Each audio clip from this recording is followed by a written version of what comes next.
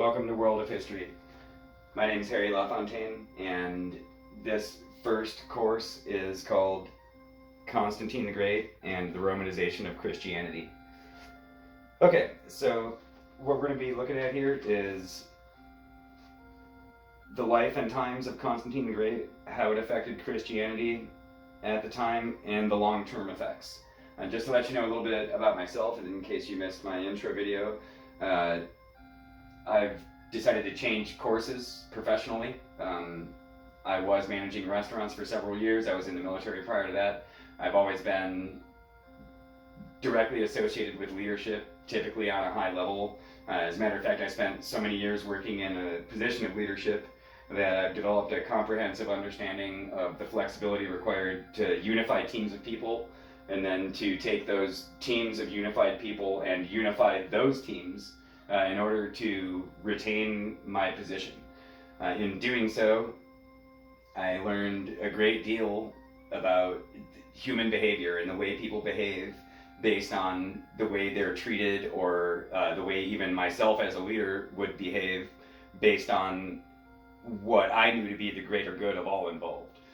In doing so, you have to do hard things, you have to do hypocritical things, you have to understand within yourself that you've got to be ambiguous in order to create this unification. And it is my belief that Constantine understood all of these things as well, and that's what makes me so interested in him, because I feel like I've shared many similar experiences internally, and just the way I've dealt with my own surroundings and been flexible with my own self in order to create some sort of mass unity that I was going to be sitting on the chair of.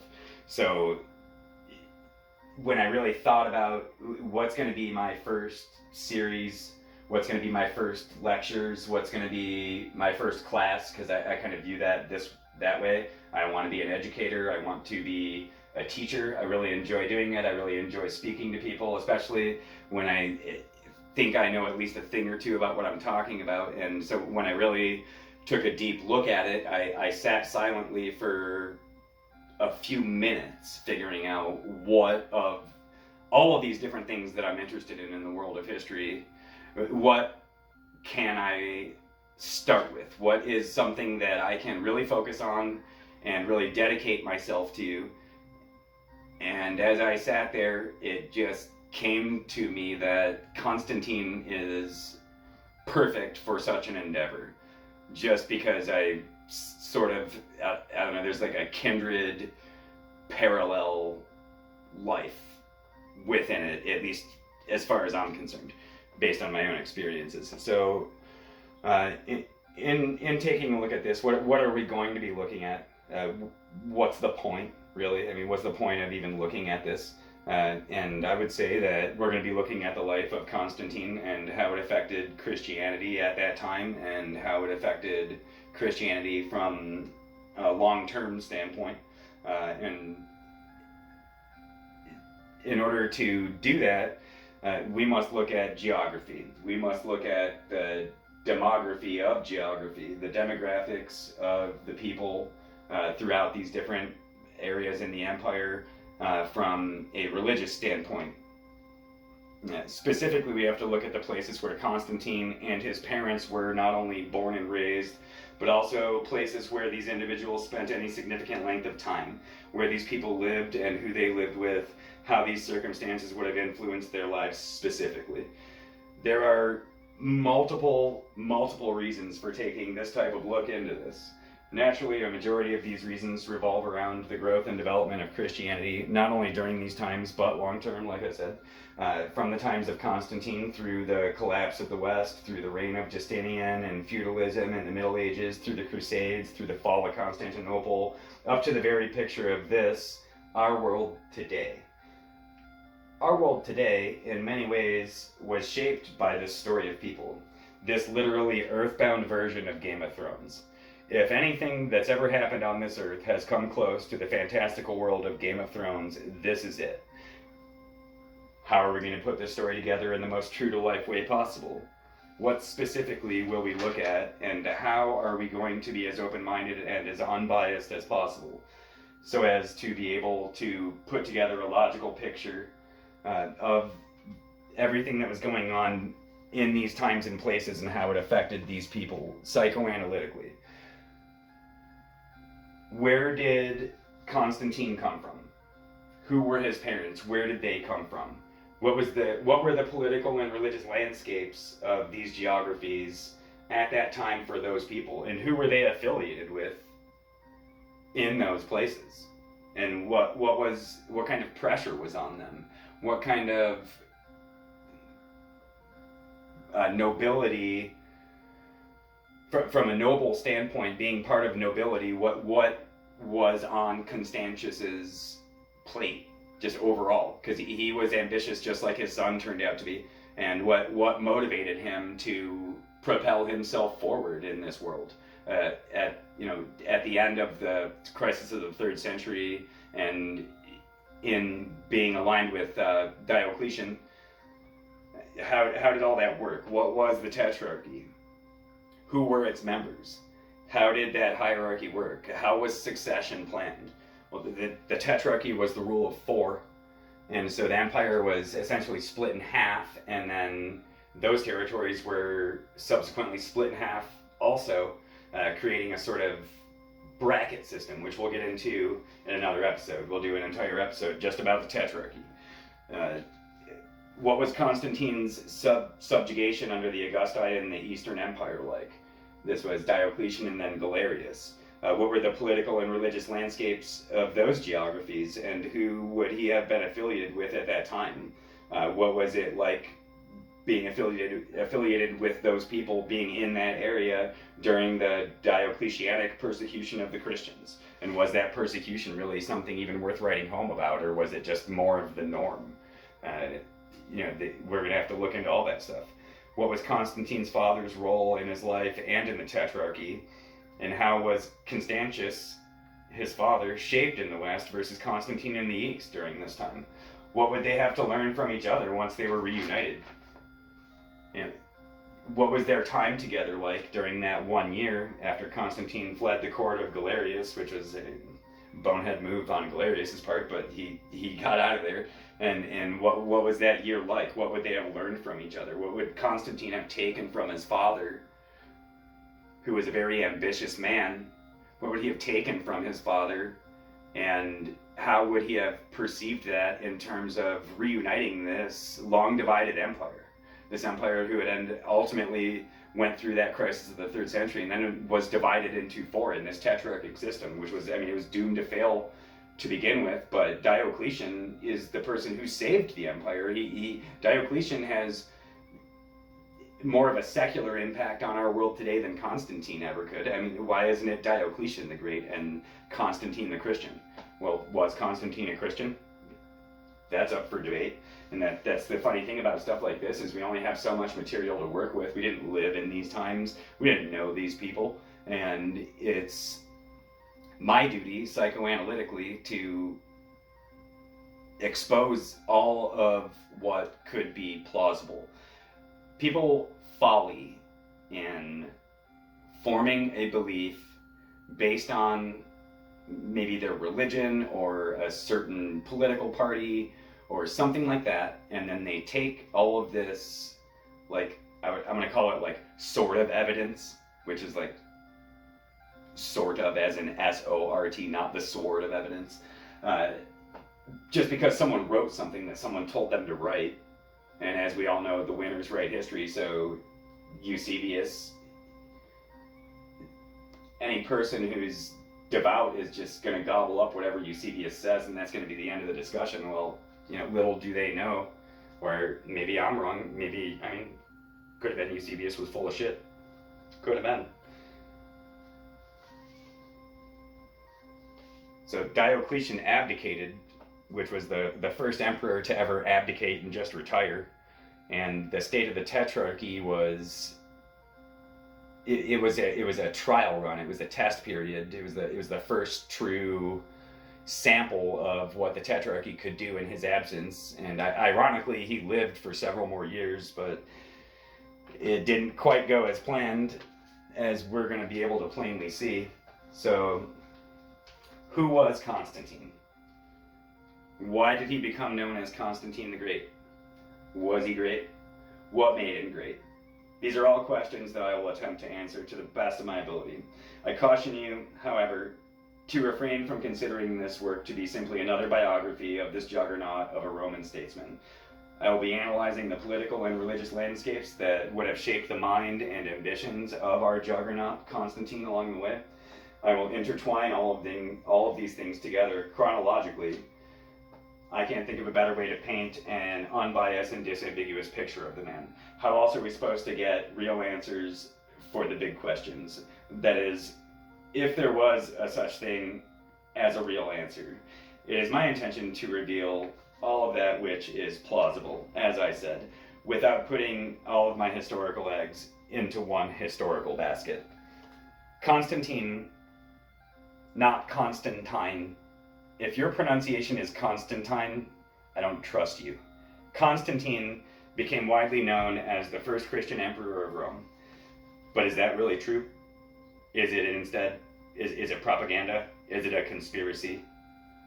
Was it a very clever strategy by Constantine himself to propel himself into ultimate control over this long divided empire by harnessing something that he perceived as inevitable, that being the eventual domination of monotheism, Christianity, the ultimate just eradication of the need for a polytheistic, paganistic society? Was this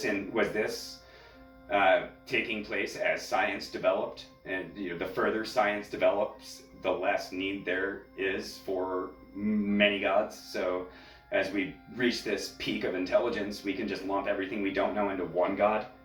Is that kind of an element in all of this? Was that going to happen with or without Constantine? I would say so. I would say that this was going to happen with or without Constantine, but I would give Constantine credit in recognizing that it was going to happen before it really truly started to take place. And maybe he jump-started all of that. Maybe he thrusted himself into this new world of being in the purple, being the emperor. What was that like? What would have motivated him? Was it the betterment of all societies involved? Was it because he was so crazed with power that he would do whatever it was going to take to actually make that happen? Personally, I side with. I feel like what I would do is understand the best possible well-being for all involved is my ambition. If subsequently I must put myself into this position of power if possible because I can't trust others and there can't be too much delegation going on without it causing too much hardship for people, then I would do it. And maybe that's what he did. And Constantine was the sole emperor of the entire Roman Empire from 324 to 337 CE or AD. If you watched my intro video, we've been over that. I'm just going to change the letters however I see fit because it's silly. We could use a plus sign and a minus sign for all I care. He became the emperor of the Western Roman Empire when he won the Battle of the Milvian Bridge on the 28th of October, 312 CE, versus Maxentius, who, oddly enough, fell off the bridge and drowned in a heavy suit of armor and was never seen or heard from again. Prior to that, he was the junior emperor. He, as in Constantine. Constantine was the junior emperor of, or Caesar of the Western Empire, ascending to that position in 306 AD upon the death of his father Constantius Chlorus, when his late father's legions proclaimed him as the emperor of the Western Empire. He was actually proclaimed to be the senior emperor, or the Augustus of the Western Empire, by those legions in York, and by the king of the Alemanni, a man named King Crocus, and his men, leapfrogging the then Caesar, or the junior emperor of the West, a man named Severus, who was in line to become Augustus upon the death of Constantius. In response, the then Augustus of the Eastern Empire and the most senior emperor of the entire Tetrarchy dictated that Constantine would be accepted into the Tetrarchy, or rule of four, but as a Caesar rather than an Augustus. Severus would ascend from Caesar to Augustus instead, as originally planned. Constantine accepted that, and this is one of the things that makes me think that he was doing all of this for the betterment of all involved, as opposed to the ambition to propel himself into this great position of strength and power.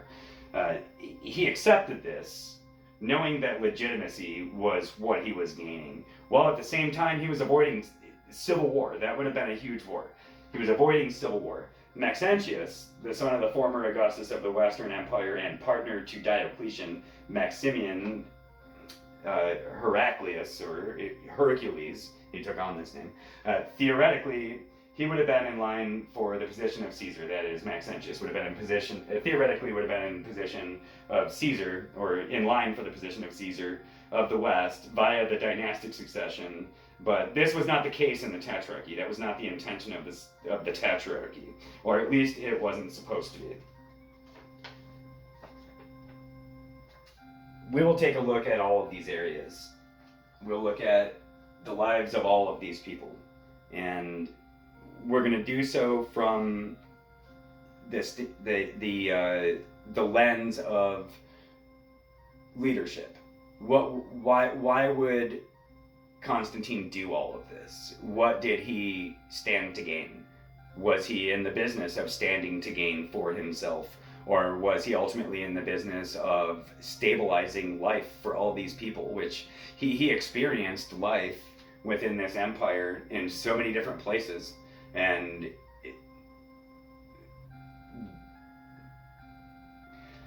he experienced all of this, and then was given an opportunity, albeit it might have been a chance, just a random chance opportunity with the death of his father in Eboracum, which is modern day York. Maybe he didn't expect it, but in that year he spent with his father, maybe they did discuss what they knew of the empire and its people. And Constantine, maybe he understood that there was no way he was going to be a great unifier of this amount of people in all these different areas with all these different cultures and all these different societies without being a little bit ambiguous, and using that understanding that he had in order to paint different pictures of himself architecturally, which we'll get into. Did he do that in order to, like I said, did he do that in order to be in this great position of power and to create this dynasty, and to was his aim for the Christian world to become what it became? I highly doubt that. There's no way he could have possibly known that. But was it his aim to set all of that up, or was it his aim for every person in the empire to be as healthy as possible, to be as unified as possible, to be not threatened by the continuous plague of civil war and infighting that just had taken place in the crisis of the 3rd century leading up to Diocletian the Great? What was all of this? And that's what we're going to be getting into. The next lecture in this series is going to be based on the crisis of the 3rd century and the Roman Emperor Aurelian, who reigned from 270 to 275 and brought a lot of things back together. Maybe sort of did like a pseudo-save of the empire before Diocletian came to power in 284. Then we'll look at the reign of Diocletian loosely, but while we're doing that, we're going to mostly look at the Tetrarchy and what it was supposed to be, and then also what it ended up being. We'll take a look at Eusebius, the historian in the court of Constantine, who was writing all of these Christian writings years after the fact. And was that more conspiracy? Was that more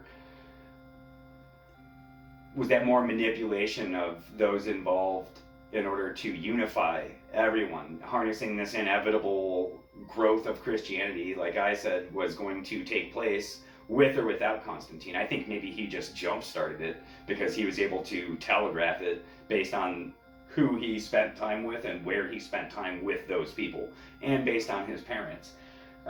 Who was Paul of Tarsus? How does that apply? How could that possibly apply? That's 250 years earlier, 35, 40 years after the death of Christ. How would Paul possibly apply? Was there a Flavian conspiracy?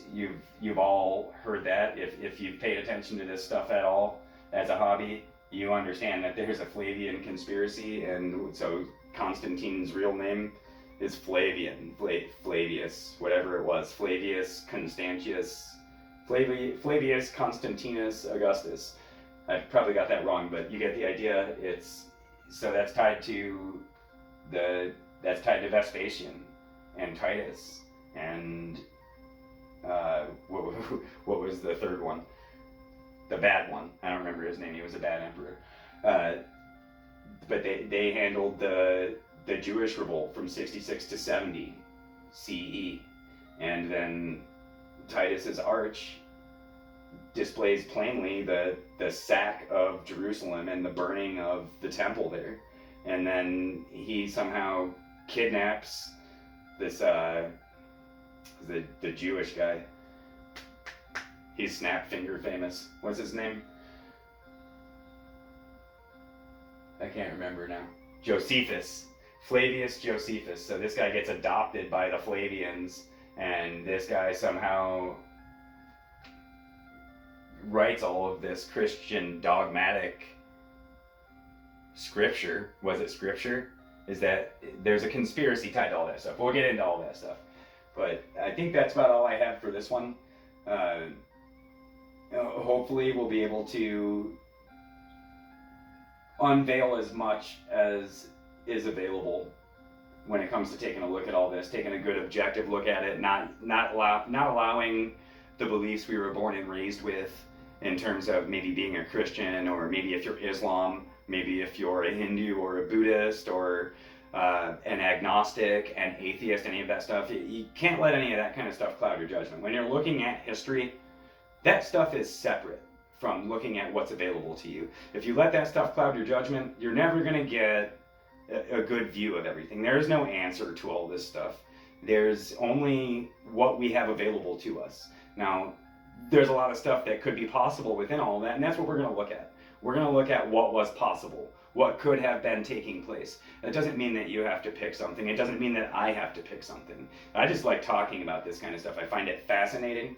I am pro fascination, and that's what this is to me. This is fascinating, and I'm very excited to get started. I'm really happy to have gotten through this lecture, even though I was stuttering and stammering a little bit there. It took me days just to get the momentum to get going, and I'm really excited that I have a good clip to work with here. I'm gonna go ahead and cut this off and get to work on the video element, which I assure you will be crude. Thank you very much. My name is Harry LaFontaine. This has been The World of History, and I'll see you next time.